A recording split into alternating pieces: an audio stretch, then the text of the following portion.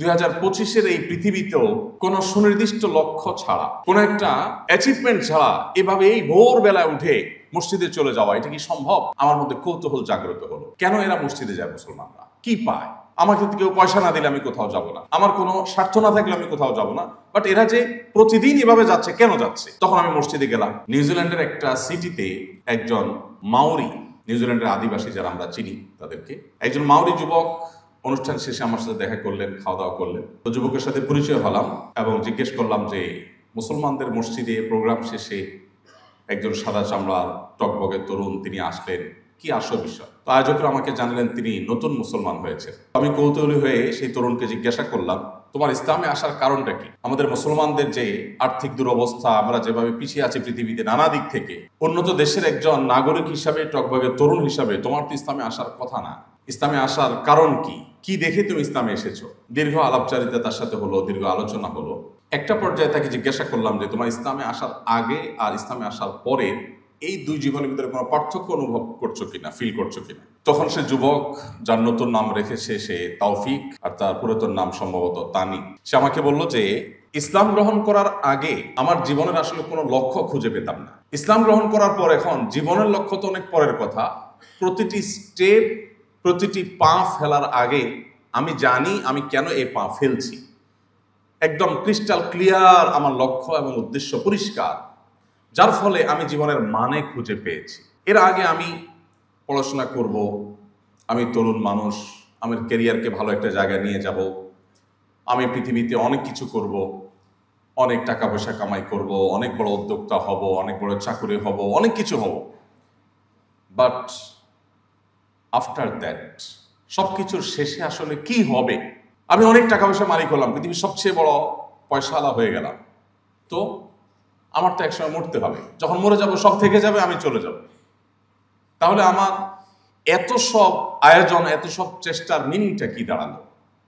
এটার ফাইনাল রেজাল্টটা কি দাঁড়ালো? ঠিক একইভাবে যত রকমের আয়োজন আছে আমার জীবনকে ঘিরে, তার সব আয়োজনগুলো আমি উপভোগ করার চেষ্টা করতাম, কিন্তু একটা পর্যায়ে এসে আমার ভেতর থেকে এক হতাশা কাজ করতো। সেটা হলো আসলে দিন শেষে আমার অ্যাচিভমেন্টটা কি, অর্জনটা কি? অনেক বড় পাওয়ারফুল হয়ে গেলাম, তো যখন মরে যাবো সাথে সাথে শেষ হয়ে যাবে, পাওয়ার সব রেখে আমাকে চলে যেতে হবে।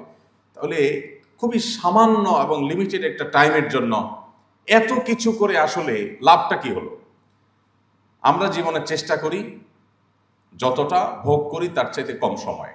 আমরা আমাদের জীবনে স্টাবলিশড হতে হতে, যেটাকে আমাদের বাংলা ভাষায় এক কথায় আমরা বলি পায়ে দাঁড়ানো, নিজের পায়ের উপর দাঁড়াতে দাঁড়াতে আমাদের 40-45 বছর বয়স হয়ে যায়। পড়াশোনা ঠিক করে শেষ করা, এরপর ভালো একটা অবস্থানে যাওয়া, সে অবস্থান থেকে আবার নিজের অবস্থানকে আস্তে আস্তে আস্তে আস্তে একটা ভালো জায়গায় নিয়ে যাওয়া। এরপর আমাদের যখন ভোগের সময় আসে তখন শুরু হয় ক্ষয়, জীবনের ক্ষয়। এমন ক্ষয় যে তখন বিভিন্ন রোগ বালাই ব্যাধি এমনভাবে লাগে, আষ্টে পৃষ্ঠে জড়িয়ে ধরে, যেন তারপর থেকে আমাদের শুধু মৃত্যুর জন্য অপেক্ষা করা ছাড়া আর কিছু বাকি থাকে না। তো সে যুবক আমাকে বলছিলেন যে আমার পুরো জীবন সম্পর্কে এমন অনুভূতি, এমন অনুভব আমার মধ্যে সবসময় কাজ করত। সামহাও আমি আমার বন্ধু বান্ধবদের মাধ্যমে মুসলমানদের মসজিদে আসা যাওয়া দেখলাম, একটু আমার কাছে অস্বাভাবিক মনে হলো যে মানুষ সবাই কাজে যায়, পেশাগত কাজে ব্যস্ত থাকে, স্কুল কলেজে যায়, আর এরা মসজিদে যায়। 2025-এর এই পৃথিবীতেও কোনো সুনির্দিষ্ট লক্ষ্য ছাড়া, কোনো একটা অ্যাচিভমেন্ট ছাড়া এভাবে এই ভোরবেলায় উঠে মসজিদে চলে যাওয়া, এটা কি সম্ভব? আমার মধ্যে কৌতূহল জাগ্রত হলো। কেন এরা মসজিদে যায়? মুসলমানরা কি পায়? আমাকে কেউ পয়সা না দিলে আমি কোথাও যাব না, আমার কোনো স্বার্থ না থাকলে আমি কোথাও যাব না, বাট এরা যে প্রতিদিন এভাবে যাচ্ছে, কেন যাচ্ছে? তখন আমি মসজিদে গেলাম, মসজিদে মানুষের সাথে উঠলাম, বসলাম, তাদের দেখলাম, তারা দেখি নামাজ পড়ে। জিজ্ঞেস করলাম তোমাদের নামাজ পড়লে কি হয়, কোনো পয়সা কড়ি পাও কিনা, কোনো প্রতিষ্ঠান, কোনো এনজিও, দেশি বিদেশি কেউ তোমাদের কিছু দেয়? বলে না, কেউ কিছু দেয় না।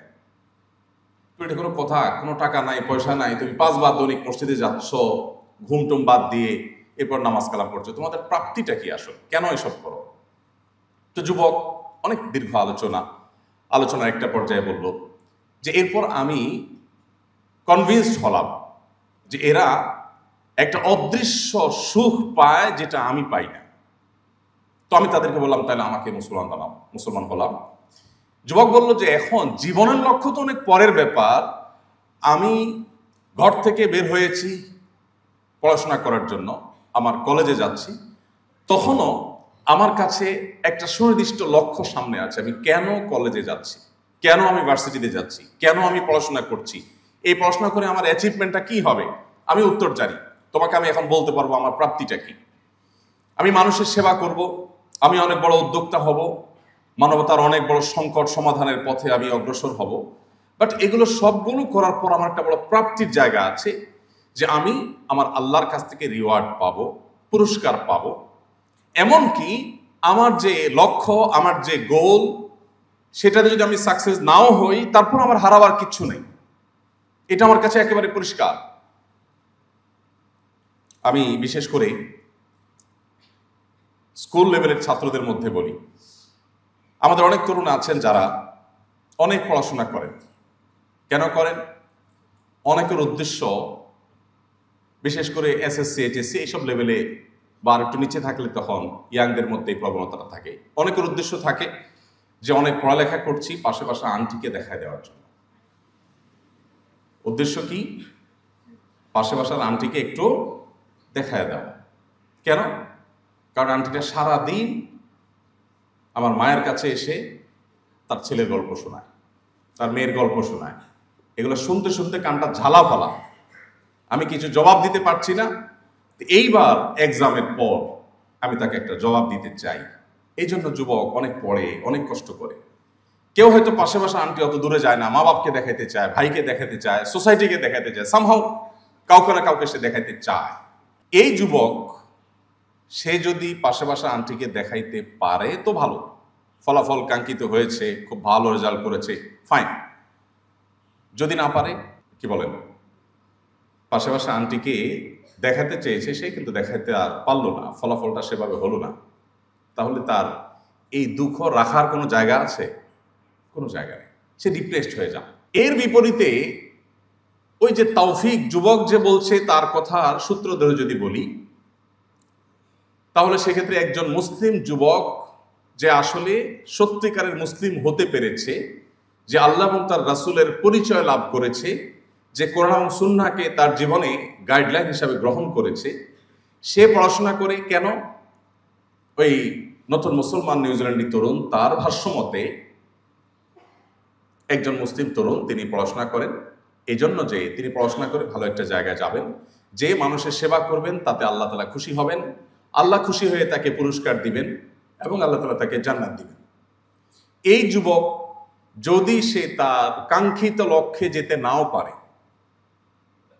সে কাঙ্ক্ষিত ফলাফল করতে পারলো না, ভালো জায়গায় যেতে পারলো না, ভালো কোনো অ্যাচিভমেন্ট করতে পারলো না, তারপরেও এই যুবকের হারাবার কিচ্ছু নেই এবং ডিপ্রেসড হওয়ার কোনো কারণ নাই। কারণ এই যুবক তার দৃঢ় বিশ্বাস আছে, কোনো মুসলমান কোনো ভালো কাজ করবার সংকল্প যদি তার সঠিক থাকে, তার সদিচ্ছার যদি কোনো ঘাটতি না থাকে, সে যদি সে কাজটা সঠিকভাবে করতে নাও পারে, আল্লাহ তাকে তার এই কাজের যে বিনিময় দেওয়ার কথা তা পরিপূর্ণভাবে দিয়ে দিবেন। এই যে একটা ভরসা, এই যে একটা আস্থা, এর কারণে এই যুবক ডিপ্রেসড হওয়ার কোনো কারণ নেই। গোটা পৃথিবীতে যে সমস্ত দেশগুলো সবচাইতে সুখী দেশ হিসাবে আমরা গুগল করলে যাদেরকে দেখি একেবারে শীর্ষে আছে, ঠিক একই সাথে আমরা গুগল করলে, অনলাইনে সার্চ করলে দেখতে পাবো পৃথিবীতে সবচাইতে বেশি আত্মহত্যার প্রবণতাও এই সমস্ত দেশগুলোতে। কারণ কি ভাই? আমাদের মতো এরকম গরিব, অভাবী, নানান সমস্যায় জর্জরিত দেশে থেকেও আমরা আমাদের জীবনটা আমাদের কাছে এতটা দুর্বিষহ না। অনেক উন্নত দেশে তাদের জীবনটা তাদের কাছে যতটা দুর্বিষহ। কারণটা কি? এই যুবকের যে ফিলিংস, ইসলাম গ্রহণ করার পরে তার যে অনুভূতি, যে সে জীবনের মানে খুঁজে পেয়েছে, জীবনের উদ্দেশ্য খুঁজে পেয়েছে, আমার মনে হয় একজন মুসলমানের সাথে অন্যদের পার্থক্যের এই জায়গাটা রচনা করে দেওয়া মুহাম্মদ সাল্লাল্লাহু আলাইহি সাল্লামের আমাদের প্রতি যত অবদান আছে, এর মধ্যে সবচেয়ে বড় অবদান বা সবচেয়ে বড় অবদানগুলোর একটি হলো এটি।